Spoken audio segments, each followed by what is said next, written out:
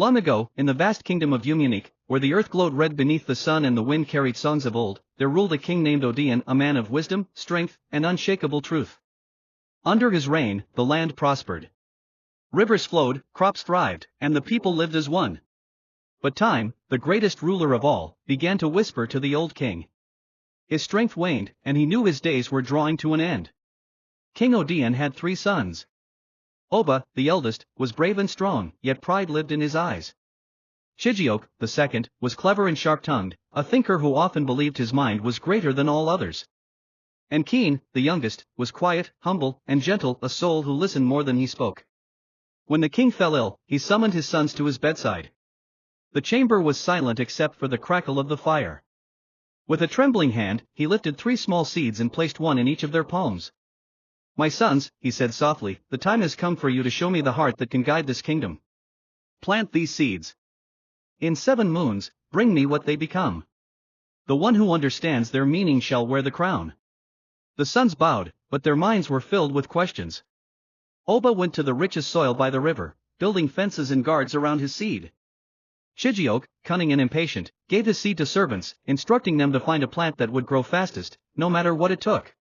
But Keen, the quiet one, dug a small hole behind the palace, placed the seed gently in the earth, and watered it every day.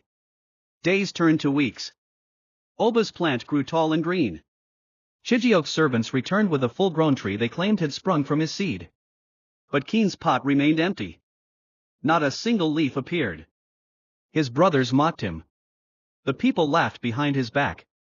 But Keen never stopped watering. He prayed and whispered, "Father, if my seed does not grow, let my heart still be honest." When 7 moons had passed, the sons were called to the great hall. The people gathered. The air was thick with expectation. Oba came forward first, presenting a tall, shining plant.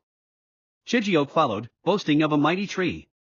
Then Keen stepped forward with an empty pot, his hands shaking.